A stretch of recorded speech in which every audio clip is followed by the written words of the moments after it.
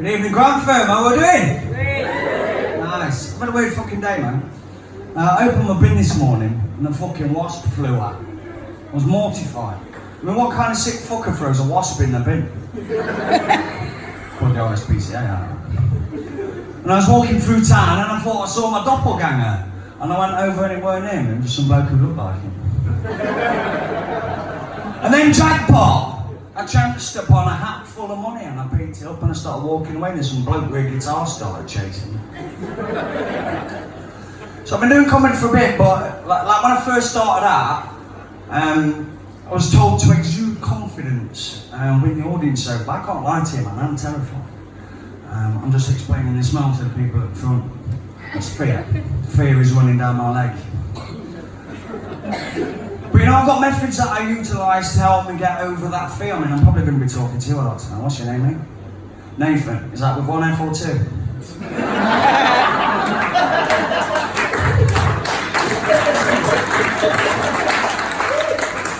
Now, what I like to do is, because I'm scared of big crowds, I like to take one person, someone who's, you know, easy on the eye, has a non-threatening demeanour, and I direct my material towards them, and it helps like me feel a bit more settled. I've looked around the audience tonight, and no fucker fits that description, so I'll pick you because you sat closest. So allow me to introduce myself. My name is Ian Peskett. Now, not a lot of people know that. I don't try and broadcast it. I mean, we're going up hard, isn't it, Nathan? Yeah? That's why we never did it. It's made even harder having an unusual surname. I got a lot of shit from the kids at school for my name. It was unreal. I'm like walking down the corridors and I hear chants like, pet shit. I mean, nice, isn't it? Yeah, laugh up, it's funny. Scar for life. I get biscuit. That's a bit more friendly, a little bit more acceptable. Piss tech. That was my fucking gym teacher. You had a point. Pet sick. And not bad. Some of the less imaginative members of my class not wanting to miss out on the fun. I'm growing up without my dad about as well, that weren't easy. I had no one to give me the talk. You know, the birds and the bees. I hear people talking about it, but I don't know what about it. I thought, I need some information, where am I going to find it? So I had a little ponder, I thought, okay, birds, bees, nature, cool, so I went out and had a little look. I see how bees operate in the wild, and I see a bee, a drone, it'll take pollen from one plant to another, educated tonight, Nathan, pollinates it, help it to reproduce. I thought, okay, how's that apply? That's like me running around the street with a handful of my own jizz, throwing it at people like multiple migs out of solids to the lambs. That shit's couldn't get me nicked again. I can't be right, man. And then I realised that's a perfect metaphor for IVF. Okay, some of the clues are coming together. But that weren't enough for me, so I had a closer look at the inner workings of a hive, and I saw like a female, a queen. She'd taken 100, maybe 1,000 lovers in her lifespan. Give birth to maybe 10,000 offspring. I thought, I know some families like that on my estate. It's all starting to make sense to me now. So I'm 36 now. No, that's a lie. I'm 37. I wrote this bit when I was 36. And I never thought I was going to live this long. I had a midlife crisis at 14. Now getting with a girl half my age at that point weren't appealing, so I went out and got a really big fucking skateboard. And I grew up in a tin pot town in the middle of nowhere. Used to be a one-horse town, but the locals melted it down for glue to sniff. Whatever gets you through the day. Even had a tin pot to keep it in, that was handy, wasn't it? And I was out one day on my skateboard, knocking kids and buses flying, when I had a sobering thought after the glue wore off. Oh, I don't know anybody who's left this town and not been on a group 4 bus. That's not good, man. I'm doomed to go to prison. I'm too pretty for prison. Don't look at me like that. And it was about that time I found drugs, because, I mean, glue weren't cutting it anymore. Any heroin users in? Supposed to be quiet ones. Every year, thousands of heroin users try to quit injecting drugs, but it's usually in vain. And I can't lie to you, I mean, drugs are not good for your ongoing education, because, I mean, I was 31 before I learned it was at 5 o'clock in the morning. It's 5 o'clock in the evening when you go out, isn't it? And then 5 o'clock at night when you get in. It's not 5 o'clock in the morning. But we're misled, like every day, like drugs, they're demonised in the media, this war on drugs. But I learned a lot from taking drugs. Like, cannabis was brilliant. It taught me about delayed gratification. I remember sitting there, blazing away, and getting a real sense of achievement and basking in this self-esteem, just thinking about all the good shit I'm going to do tomorrow. And ketamine was great. It had some real mind-expanding moments, secrets of the universe unlocked and presented to me on a plate. Also taught me about diligent record keeping, because I couldn't remember none of the fucker when it wore off. Cocaine taught me how to do fuck all, but really fast. Wasn't like that. And heroin taught me about determination, grit, and steel. Steel, I had to do that a lot, because that shit's expensive. So I found myself in prison. And if you listen to these Daily Mail readers, they're going to tell you, prison's too good for them, they get 3 meals a day and a TV in the cell. And that's all well and good, but the food shit is fuck all on.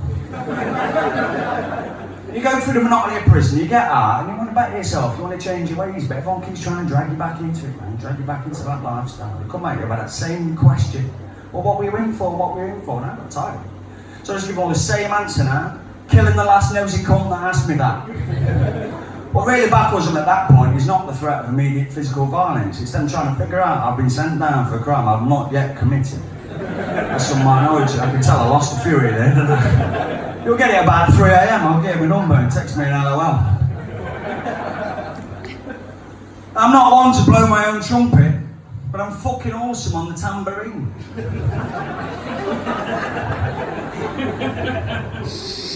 I mean, I'm not a very practical man, but you know, I'm still cashing in on one of my achievements from last year. It took me about a month, hard work, toil, dedication, but I finally finished baby-proofing my flat. I was quite impressed.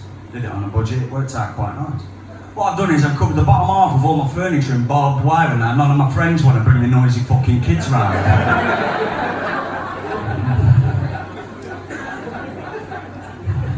Shortly after that, me and my partner broke up. I think she got tired of ripping her legs open on the beanbag.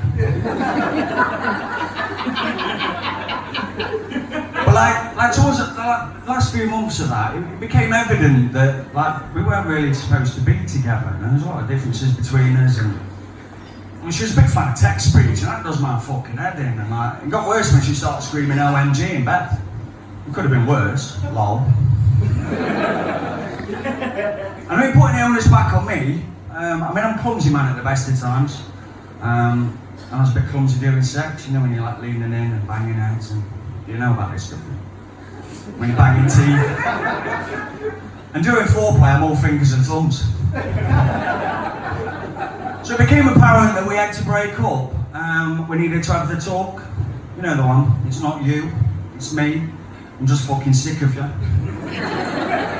But I didn't want to do it face to face because she was prone to violence. But I thought, I can't do it by text, it's a bit callous. I've been doing a course at work about effective communication methods. I thought, okay, how can I use this? So I decided to break up with her by smoke signal. I set fire to her car. I think she got the message. You see, after the breakup, I was just left with one question. Who gets custody of the sex toys? Because I paid for the fucking things, it's only right I get to keep them. But then what am I going to do? Because I've not consulted anybody, but it feels a bit improper taking them into the next one.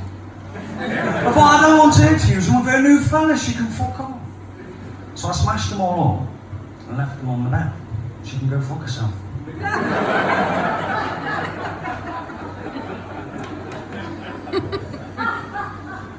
I don't like being single. And I heard a lot of bad stuff about these dating sites. I thought, well, I don't want to go that route. So then what am I left with? So I take to the internet, and I thought, I'll get one of these mail all the time, but it looks promising enough. It's been a few months now.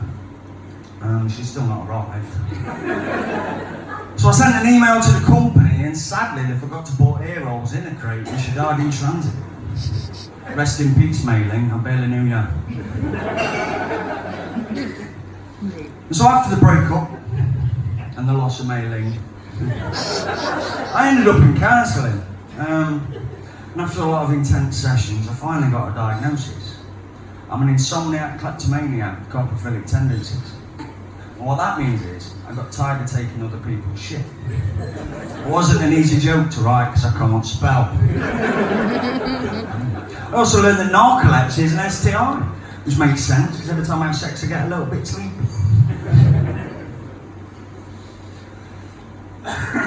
Well, so I mean, that weren't really garnering any real results for me. And like, all jokes aside, why would you do that? It's a fucking comedy show. All jokes aside, I think I know why me and my ex broke up. I was very insecure, sexually. I was very hung up on my size. Probably asked her twice a week, am I big enough? Am I big enough? Would have been nice just once for her to say yeah. And I was reading an article recently that said like about the average penis size of a male in Britain. Did all the men just lean forward? It's 5.2 inches. I mean, it gave me a little bit of hope, but then I got a bit worried about it. I'm like, where the fuck did they get these numbers? Because nobody asked me, did they ask you? I think there's a bloke in town with a clipboard, and when he finally gets old, if he whips his tape measure out. I'm not sure, I'm not fucking risking it.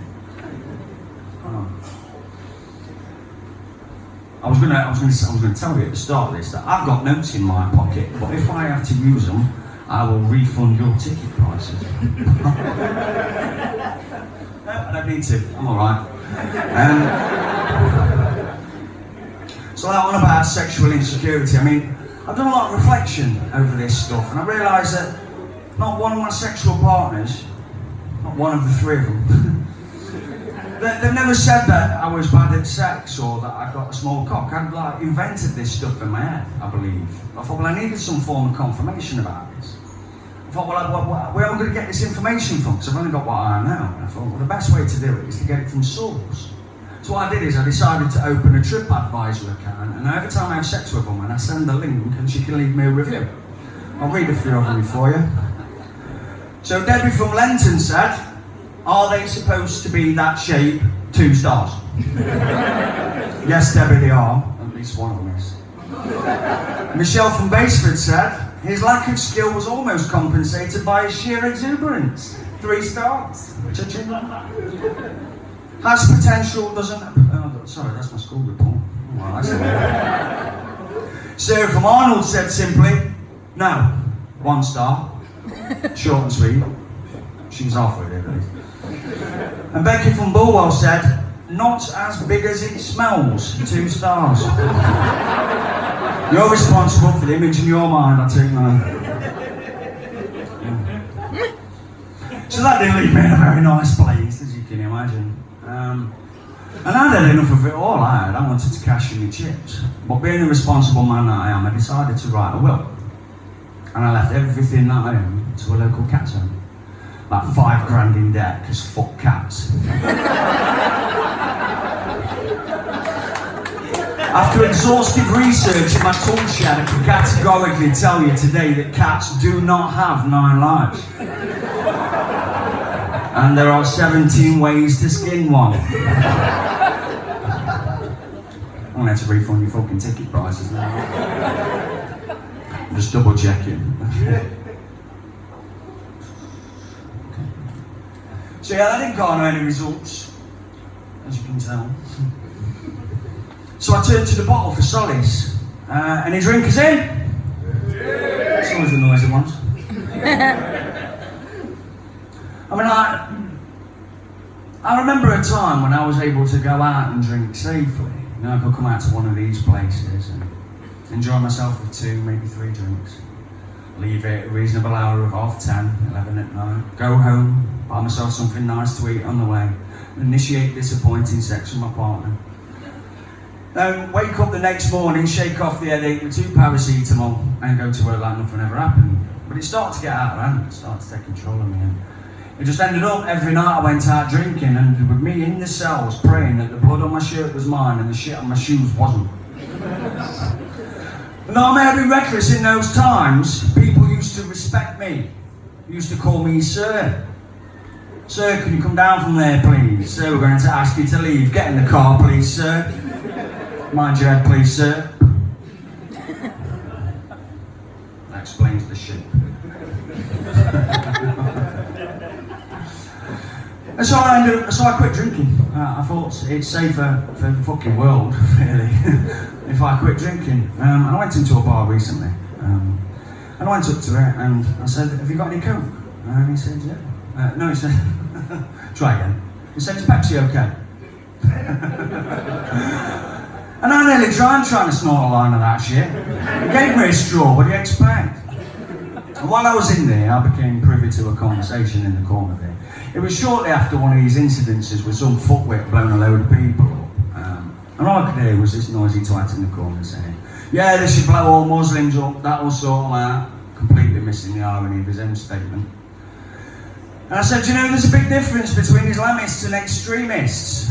And he said, fuck off, you Muslim-loving pedo cunt. The last vestige of the illiterati. But you know, it's good to know these things, because I didn't know that. I didn't know that I was a Muslim-loving pedo cunt. I mean, how embarrassing would it have been if I'd have found out later? But you know, I like to challenge these things when they arise. And I says to him, why don't you fuck off and learn something? And he said, well, why don't you come and teach me? So I did. I ran off.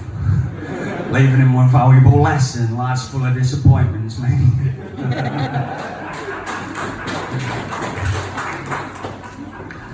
So I realised I may have scarred a few of you tonight.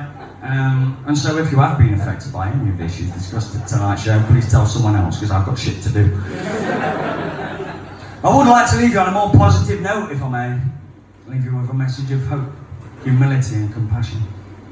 I was at work the other day, and one of my colleagues said, you know, we've got 2 ears and 1 mouth. Maybe that means we should listen more and talk less. I said, that's an interesting point, Colin, but means you've got 2 legs and 1 head, maybe you should think less and fuck off.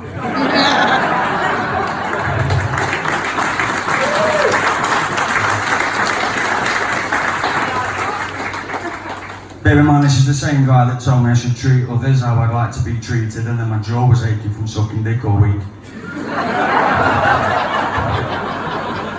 You laugh now, but when karma pays off, mate, I'm going to be a happy bunny. Well, he found my response a bit impolite, so I says, well, okay, fuck off, please. So now I'm going to fuck off, please, applaud loudly, you never know who's listening, cheers.